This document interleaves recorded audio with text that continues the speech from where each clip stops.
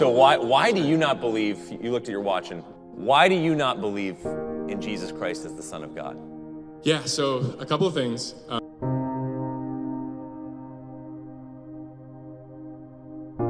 For less suffering, and this is often referred to as not moral evil, which relates to free choice, but of natural evil. Why is there so much natural evil in this world?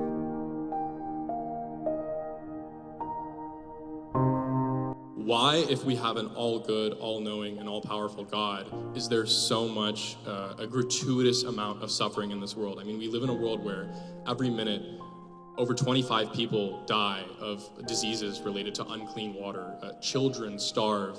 We have flies that will lay eggs inside the eye of a cow and they will eat the eye from the inside out. There's a gratuitous amount of suffering in this world. And it seems to me that if there is an all-loving, all-powerful, all-knowing God, that he would want for less suffering. And this is often referred to as not moral evil, which relates to free choice, but of natural evil. Why is there so much natural evil in this world? Ultimately, I do not know. Philosophers and theologians have struggled with that question for thousands of years. They've never come up with an ultimate answer, and I can promise you I am not going to be able to ultimately answer you. But as a Christian, I have to think, and that's what we are here to do today, think. First point, no God, no problem. No God, what's your worldview? If there is no God, what is, is. Now, when you start saying, "Oh, isn't that horrible?" When you start saying, or I start saying, "That should not be," what we're implying is we know how it should be. This is more of an internal critique. You can say that maybe someone without this set of morals from the Bible can't really critique it, but this is an internal critique of the worldview that posits that there is an all-good God. And if you say that the answer is that I don't know, then if we can't understand the standard by which God is good, how can we confidently say he's good in the first place? I'm sorry, I can't live my life that way. That's fine, yeah, but Yeah, I'm just because pointing out I got to deal with suffering. And I think you're going to learn that you got to deal with suffering. Absolutely. And to kick back and have some internal critique of it, well, go to your philosophy class, okay? I got to deal with parents who are losing little kids. Yeah. To death. Yeah, because of God. No. No. Yeah, because of the set of laws. No, sir, that's not the first point. The first point is what should be, what should not be. That's the first point. That's not what I'm trying to posit. I know you're not. If you're really asking, then you're going to have to allow me to answer it, right? Sure, go ahead. If there is no God, there is no such thing as something wrong with suffering. In other words, you don't know that a stick is crooked unless you know what a straight stick is. And the only way that you know that something is wrong with suffering is because you know it should not be this way. But if there is no God, everything is relative, and there's no such thing as it should be this way or it should be that way, because it's all relative. That's the first point. The second point is everybody has a problem with the question you're raising. Every atheist, agnostic, Buddhist, Hindu, Jew, Christian, we all have a problem with suffering. The question is, what is the best answer to that question? Nobody has a total watertight answer, and that's why I started with I do not know. And that's why I strongly disagree with you when it comes to that's not an answer. That's called being honest. And guess what? If any atheist, agnostic, Hindu, Jew, Buddhist, Muslim, Christian says, "Oh, that's simple, Cliff, I got an answer to that one," I am totally unimpressed. I call that arrogance. Total arrogance. Nobody has a complete answer to the problem of suffering. It's a very thoughtful, very hard issue that you've raised, and I respect you for raising it. So the question becomes, what is the best answer to the problem of suffering? And for me, it's the cross of Christ. Because the cross of Christ is a statement. Evil is real. Some worldviews say it's not real. Some worldviews say suffering is an illusion. Evil is an illusion. Others say it had to be fatalism, determinism, and that would be Islam and atheism. It had to happen. The cross of Christ says, no. Evil is real. It doesn't have to be. It is real, though. Christ is bleeding and dying on a cross, suffering, and suffering is real. He's the most innocent person who's ever walked the earth, and he is suffering, and he didn't deserve to. Second point about the cross is forgiveness is real. God is in the business of forgiving, reconciling, putting the broken pieces back together. In other words, the biblical worldview says, you're born broken, life is about healing, and the grace of God is the glue. You're born broken, life is about healing, and the grace of God is the glue. And then the third point of the cross is, it's followed by a resurrection 3 days later. So there's the ultimate solution for suffering. Forgiveness and eternal life in heaven, where there will be no more suffering. Now, I don't know of a better philosophy or a better religion that deals with that issue of suffering, which is a great issue. I'm so glad you raised it. I know of no better philosophy or religion that deals head-on with the problem of suffering. Because when you're worshiping a man who's bleeding and dying on a cross, obviously suffering, when you begin to realize how innocent he is, then you're beginning to realize, whoa, God is not an aloof deity. God is a deity who's gotten involved in suffering, big time. He knows experientially, not just intellectually or theoretically, what it's really like. Subjecting himself to suffering doesn't explain away why a good God would allow for such a gratuitous amount of suffering in this world. And if the answer is, I don't know, that's fine. I can respect that answer. But if the answer is, I don't know why a good God would allow for so much suffering, especially to people and things we would say don't deserve it, such as, babies dying of starvation, then how can we confidently say that God is good? When a family member comes up to me and says, Cliff, can I borrow $250? Can I prove to you that that family member is going to pay me back the $250? No. But if the record is that the family member has great integrity and honesty, and in the past has paid back all the loans I've given him, then it is not stupid of me to trust that family member by giving him $250. Similarly, I do not know why God allowed Hitler, Stalin to be born. I don't know why so much suffering occurs. I don't know. And you see, the question that you're asking is, well, why would God allow it? Which means you're asking me to read the mind of God. I can't read your mind, never mind God's mind. But I do know that God has revealed some truth. And it's total arrogance for me to say, I know all there is to know about God. Good gracious, if you got a postdoc in biology, do you know all there is to know about biology? Of course not. Exactly. In fact, do you have exhaustive knowledge in any area of knowledge? No one can have exhaustive knowledge. Exactly. And it is flat out arrogance to say, I know all there is to know about biology. I know all there is to know about physics. I know all there is to know about American history. I know all there is to know about psychology. Nobody has exhaustive knowledge on any field. So therefore, to think that I'm going to have exhaustive knowledge on God would be really arrogant on my part, wouldn't it? I know all of God. No, I don't know all of God. I know what God has chosen to reveal. And I've told you flat up, God has not revealed the answer to your excellent question, which is, why has God allowed so much suffering and evil to occur? But what I do know is, I've experienced the goodness of God, and I've seen the goodness of God revealed in scriptures, in the lives of different people, be it David. In fact, just this week, it's fascinating you asked this question. I was studying Rahab and Achan. Now, you know the weird thing about Rahab and Achan? Rahab was a Gentile prostitute who was saved from Jericho being taken over by the Jews. And who was Achan?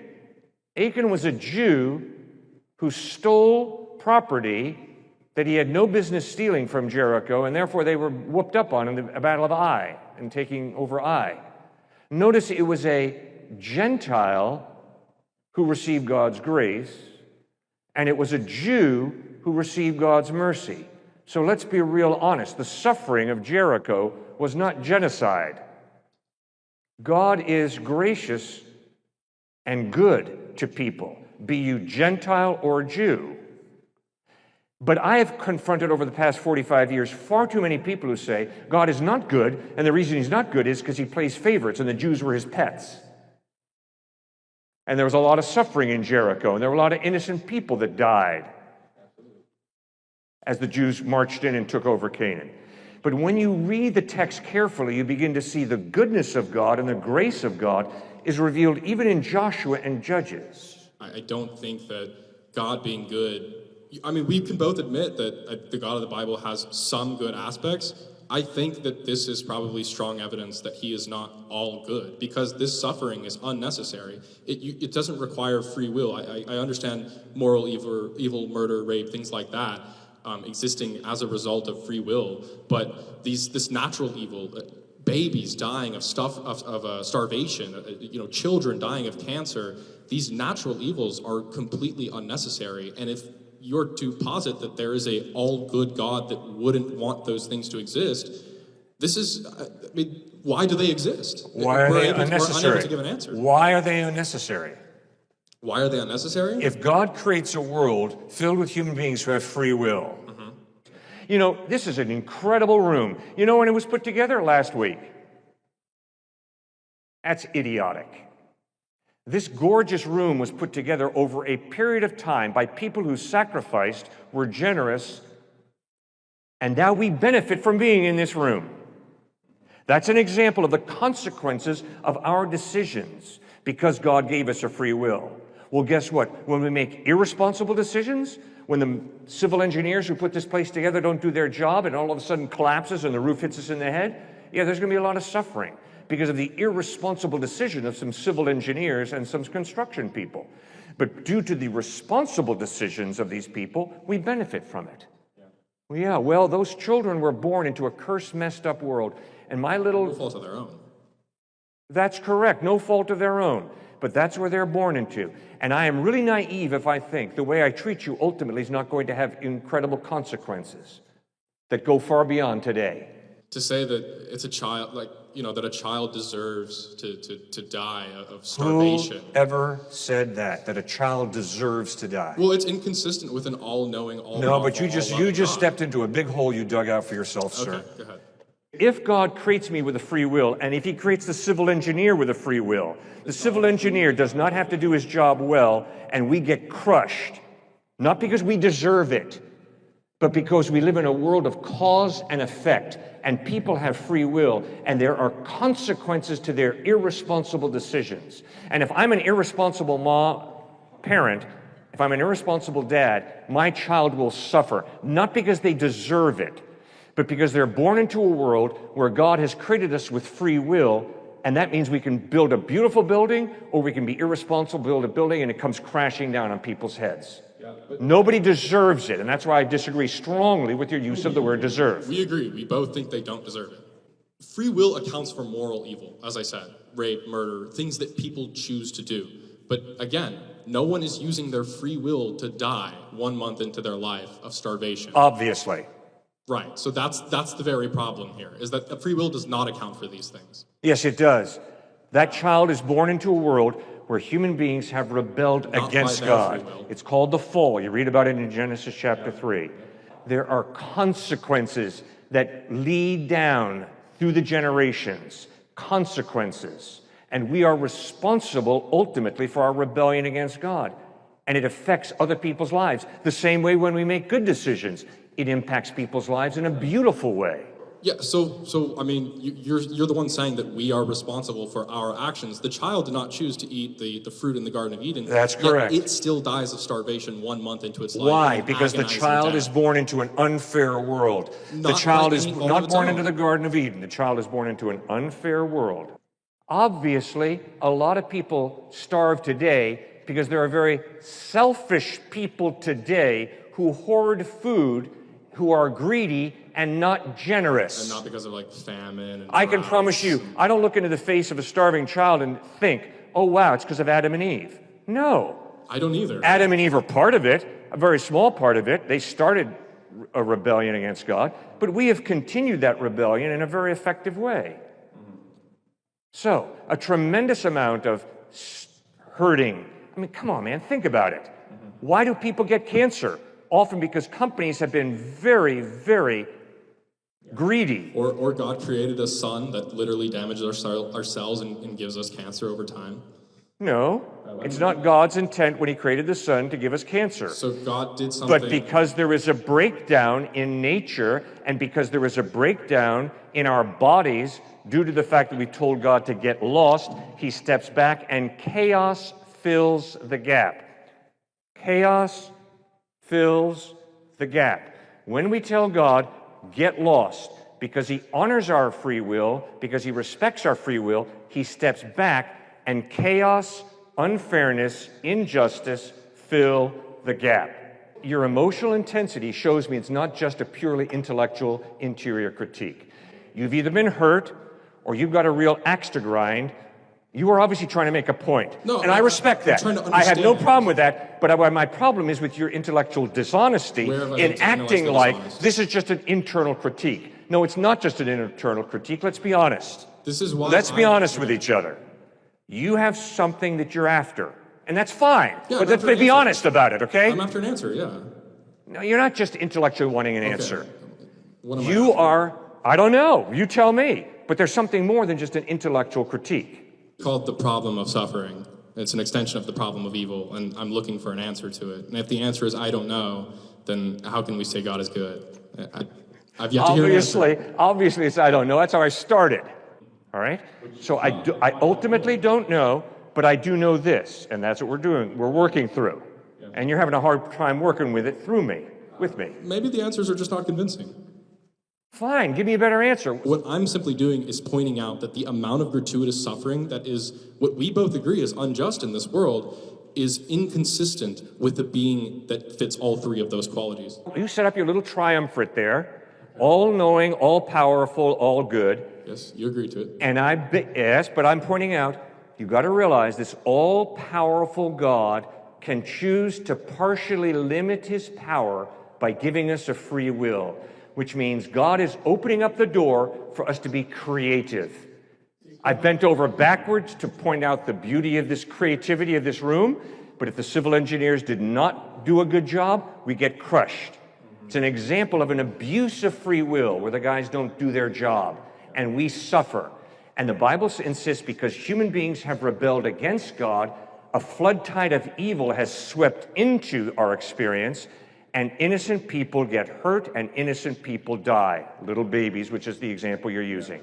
And yet you just can't accept that. And I don't think you're being intellectually honest. I'm getting frustrated that you're not listening because the problem of evil, free will accounts for moral evils, murder, rape, things that people choose, okay? That is well understood. Oh, come on, I've already answered this one. No, you keep going Yes, back. I have. You keep saying that free I will said is there the are problem. You keep saying consequences. free will is the reason that a child is starving. No, The child I is not haven't. choosing to starve. That is not what I said. Free will does not account for natural I have evil. said there are consequences when we tell God to shove off. We'll take the one that you found most important, the very first one you started with. Yeah. That is the toughest one for me as well, personally. Yeah. Not intellectually. I don't know if you know this, but this has actually been answered intellectually, philosophically. There's a reason why at Texas A&M and just about every university across the nation, statistically, philosophers are becoming theists. Okay. Back in the 90s, especially the 70s, all philosophy departments were like atheists. So the reason why with this one, they're all of a sudden becoming Christian theists, at least theists, many Christian, is because primarily an incredible philosopher named Alvin Plantinga. Okay. You've heard of him? Okay. So he's one of the top philosophers in the US, maybe the world. And he came up with this no-see-ums argument. Yeah. Okay, good, you know it. Okay, so I don't know if there's are there no-see-ums in Texas? We got a lot of no-see-ums in New England, like endless, and they are the worst. And so they'll come up and they'll bite you and you can't see them. They're no-see-ums. We sometimes go and camp, and that's when they really get you out in the woods. So when you camp, you set up a tent. If you had, say, a St. Bernard, a really big dog, in that tent, you would go in and you say, he's there or he's not there. Yep. If you go into your tent, and you're tenting in Vermont or wherever, and the no-see-ums have gotten through the screen, you cannot see them, but they're there. Alvin Plantinga said that with the St. Bernard, it is clear when it comes to suffering, whether that suffering is really there or not, and what is the purpose for it. With no-see-ums, though, you cannot see those no-see-ums, and when they bite you, you don't know the reason for the suffering, Plantinga is saying. Sure. And so he's taking this with God, not necessarily the God of the Bible, but God saying, hey, look, if there's a God who is big enough for you to get so morally outraged over why he allows suffering, then surely you must allow the fact that God could have reasons for that suffering that you do not know about. But see, you keep coming back and you say, well, children, and what about that insect that lands on the frog and slowly sucks his brains out? This is not good. Says who? The second best philosopher that I know of is Arthur Leff out of Yale. He would look at you right now if he was sitting here. I think he's dead. But if he was here, he would look at you and he'd say, says who? Says you?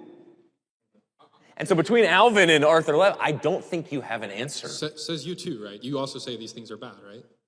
I say these things are bad just like a Jew, just like a Muslim. Anybody who has an objective, moral, transcendent source can say these things are bad. Yeah, I think most people would say that they're bad. And would you base those things being bad based on your book?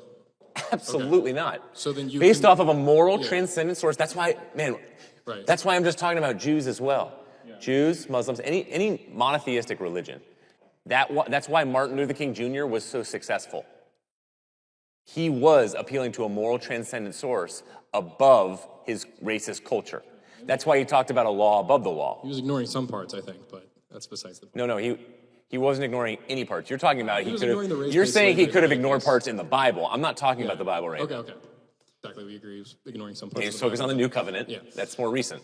I mean, it's still the same God. I fail to wrap my head around a God that would allow for slavery to exist. But I don't want to get too much on the slavery argument. But this no-see-ums argument, it just sounds like an argument from silence. It's saying we can't understand, maybe there are answers, and I agree, maybe there are answers, but until I have those answers, I'm left without a way of determining whether God is actually good. If I can't understand the standards by which God is good, how can I confidently say he is good? If the answer is I don't know, then you can't confidently say he's good. Then you tell me what is ultimately goodness and what is evil. I'm appealing to your book. I'm appealing to what no is one's taught in appealing. Christianity. We're not appealing to our book for the last time. Appealing to a book. Okay, we said this never once. 10 times. We've So said that's this. why I think you're dishonest. Right. I think you're smarter than that. Never once did I I think appeal you're to a being book. Never once. I think you thought are. your morals came from your religion.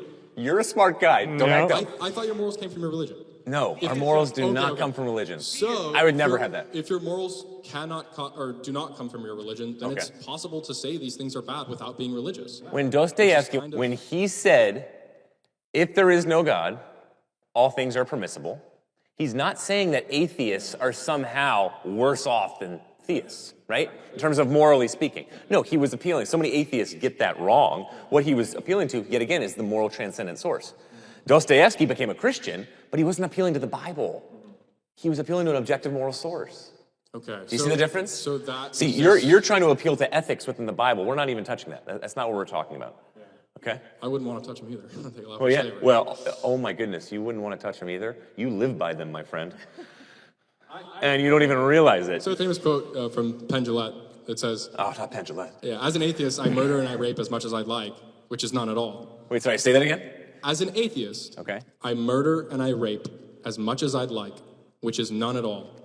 I don't think that you have to necessarily get your morals from this religion, which kind of sounds like what... No, you're exactly, we're agreeing with you. I'm so glad you said that. Friedrich Nietzsche would look at Penn... I'm not a Nietzsche would, fan. I'm just me. Okay. Yeah, but he made probably in the last 100 years, you could easily say that Nietzsche made the biggest difference for atheism in terms of how much he wrote and how he... Hitler, how he translated. Okay, yeah, this would be easy. This would be an easy response to this comedian. Very simple response to this comedian. And the response Nietzsche would say is, yeah, you're not murdering. Yeah, you're not raping. That's because, quotable Nietzsche, he would say, you're claiming to be an atheist, but you're really just living like a Christian. Well, Hitler famously had... was a Christian? Went to seminary? Gott mit uns, God with us, on the belt of every, or the belt buckle of every SS officer, and he wrote in Mein Kampf. And how did he switch? He said Christians are the weakest form of religion.